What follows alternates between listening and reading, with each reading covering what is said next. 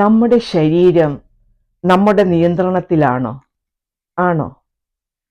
നമ്മുടെ ആരോഗ്യ സംരക്ഷണത്തിന് വേണ്ടി ഹെൽത്തി ഫുഡ് കഴിക്കുന്നു, ആവശ്യത്തിന് വെള്ളം കുടിക്കുന്നു, വ്യായാമം ചെയ്യുന്നു, എല്ലാം ചെയ്തു കഴിഞ്ഞാലും ഒരിക്കലും പ്രതീക്ഷിക്കാത്ത രോഗം ചിലപ്പോൾ നമ്മളെ പിടികൂടാറുണ്ട്, ഇല്ലേ? അപ്പോൾ എല്ലാവരും ചോദിക്കുമോ, അയാൾ എത്ര ഡയറ്റ് നോക്കിയതാണ്, എത്ര കൃത്യനിഷ്ഠയോടെ ജീവിച്ചതാണ്, എന്നിട്ടും അദ്ദേഹത്തിന് എങ്ങനെയാ അസുഖം വന്നു എന്ന്. സത്യമാണ്, നമ്മുടെ ശരീരം ഒരിക്കലും നമ്മുടെ നിയന്ത്രണത്തിലല്ല. പക്ഷേ മനസ്സ് നമ്മുടെ നിയന്ത്രണത്തിലാണ്. മനസ്സ് എന്ത് ചിന്തിക്കണം, എന്ത് ചെയ്യണം എന്ന് തീരുമാനിക്കാൻ പൂർണ്ണ സ്വാതന്ത്ര്യവും നമുക്ക് മാത്രമുള്ളതാണ്. ബാഹ്യ ലോകത്തെ എന്ത് പ്രശ്നം വന്നാലും എൻ്റെ മനസ്സിലേക്ക് ഞാൻ കയറ്റില്ല എന്നൊന്ന് ഉറപ്പിച്ച് വിശ്വസിച്ചാൽ മതി. എല്ലാ ആത്മാക്കൾക്കും സ്ഥായിയായ ഗുണങ്ങളുണ്ട്.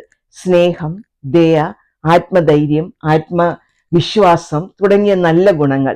ഈ ഗുണങ്ങൾക്ക് എന്നും വെള്ളവും വളവും കൊടുത്ത് പോഷിപ്പിക്കുക. ബാഹ്യലോകത്ത് നടക്കുന്ന ഏതു പ്രശ്നവും നമ്മുടെ മനസ്സിലോട്ട് കയറ്റാതിരിക്കാൻ തന്നെ ശ്രമിക്കണം. അങ്ങനാണെങ്കിൽ മാത്രമേ നമുക്ക് നമ്മുടെ മാനസികാരോഗ്യം നിലനിർത്തി സന്തോഷത്തോടെ സമാധാനത്തോടെ ജീവിക്കാൻ പറ്റുകയുള്ളൂ.